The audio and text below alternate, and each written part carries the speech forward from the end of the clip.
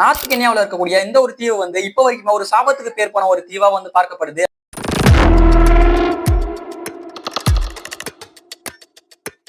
இங்க இருக்கக்கூடிய எல் மோலோ அப்படின்னு சொல்லப்படக்கூடிய ஒரு வகையான பழங்குடியினர் மக்கள் வந்து இந்த தீவை இன்வைட் நெட் அப்படின்னு சொல்றாங்க. இதுக்கு மீனிங் வந்து திரும்பி வர முடியாத இடம் அப்படின்னு வந்து நேம் வச்சிருக்காங்க.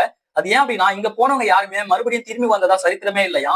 அந்த அளவுக்கு ஒரு சாபம் அடைஞ்ச ஒரு தீவா வந்து பாக்குறாங்க. அந்த தீவு வந்து முற்றிலுமே பாறை மற்றும் மணலால சூழப்பட்டிருக்குமா. அது மட்டும் இல்லாம அங்க எங்க பார்த்தாலுமே பாம்பு முதலையா வந்து சுத்திட்டு கிடக்குமா. அதை பாக்குறதுக்கு ரொம்பவே கொடூரமா வந்து இருக்கும் அப்படின்னு சொல்றாங்க. ஆனா பாக்குறதுக்கு என்னமோ அந்த தீவு வந்து ரொம்பவே அழகா ஒரு செழிப்பான ஒரு தீவா தான் காணப்படுமா. இந்த தீவை பத்தி 17ஆம் நூற்றாண்டுல ஒரு திகில் கதை வந்து சொல்லப்பட்டுச்சு. அது என்ன அப்படின்னா இங்க அந்த காலகட்டத்துல ஒரு சில உள்ளூர் மக்கள் வந்து அங்க வாழ்ந்துட்டு வந்தாங்களாம். அந்த நிலம் வந்து ரொம்ப வளமாகவும் ரொம்ப செழிச்ச ஒரு நிலமாகவும் வந்து இருந்துச்சாம்.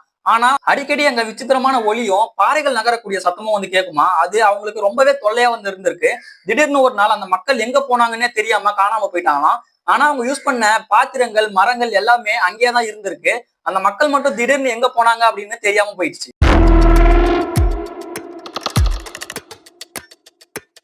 மக்களை தேடி மீட்பு குழுமே வந்து போயிருக்கு. அந்த மீட்பு குழுவுமே எங்க போனாங்க அப்படின்னு இது வரைக்குமே தெரியலையா. இத பத்தி ஆய்வு பண்ண போன நிறைய பேர் இன்னுமே வந்து திரும்பி வராம இருக்காங்களாம். அதனால அந்த இடத்த சாத்தானின் இடம் அப்படின்னு சொல்றாங்க.